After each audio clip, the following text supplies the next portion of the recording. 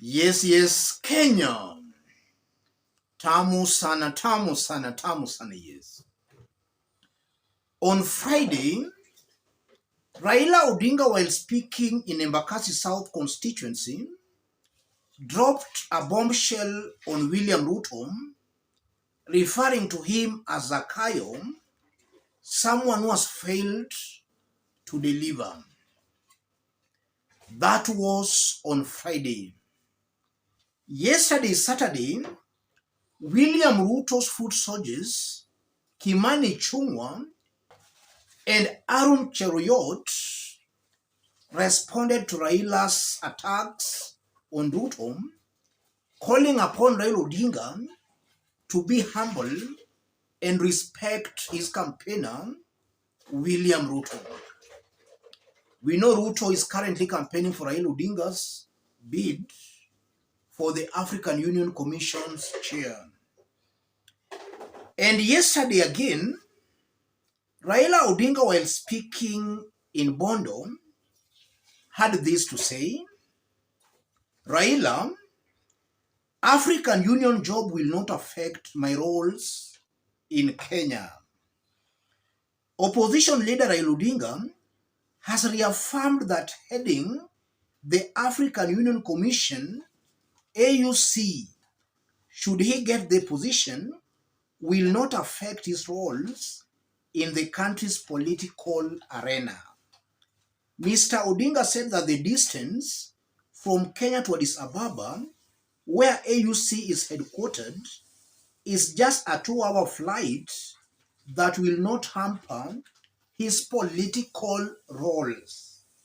People are talking a lot about my quest to occupy the AU Commission office in Addis Ababa.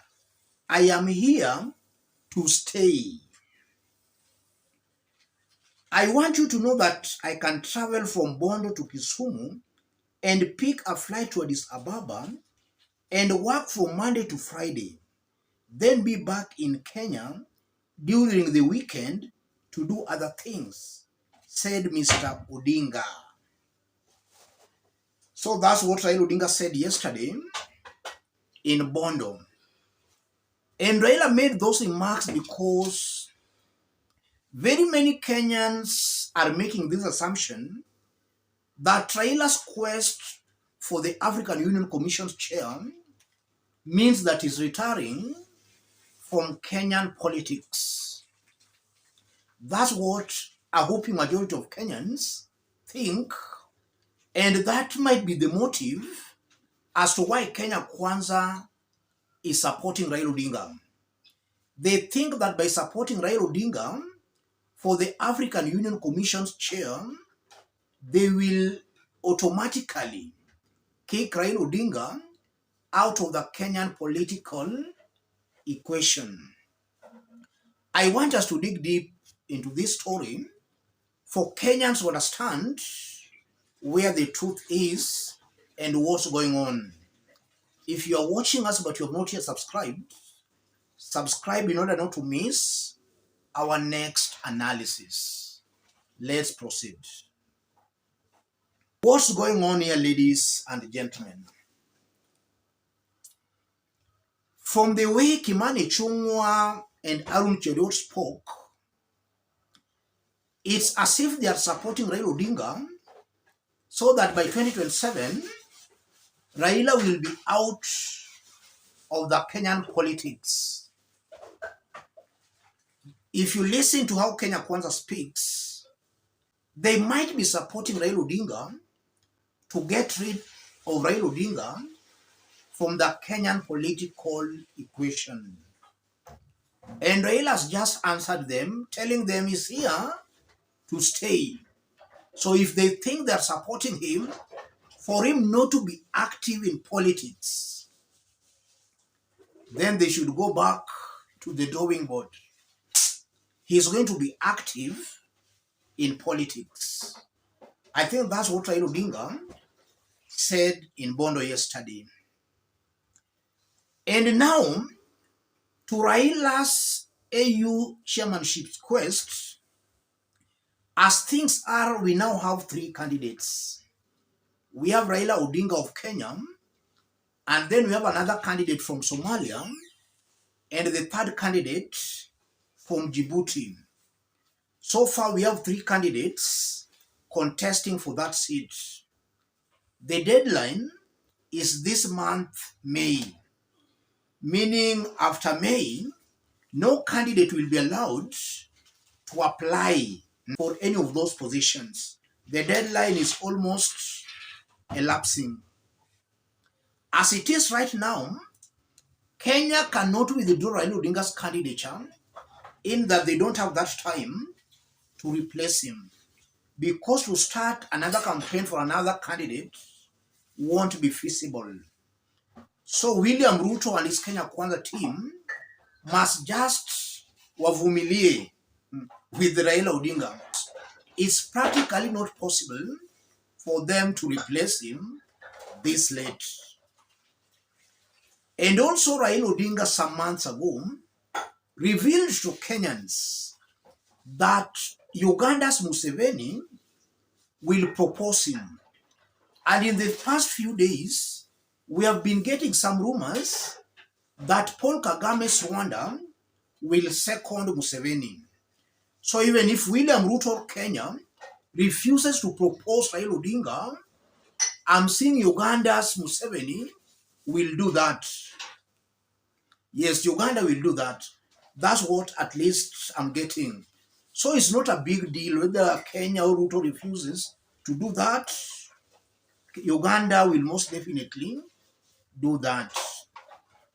Somebody might now be tempted to ask this question: why is ODM party very active in the past few days? Because on Friday, we saw ODM very actively recruiting members in Homa Bay County, where Joe and other party leaders were also present. And Raila Odinga also just dropped a bombshell on Friday, an indication that Raila Odinga and ODM party are re-energizing. I strongly believe that Raila Odinga has studied the political situation in the country, and he has realized that the weaker he becomes, the more William Ruto and his team takes him for granted. The stronger he is, the more William Ruto and his team takes him seriously.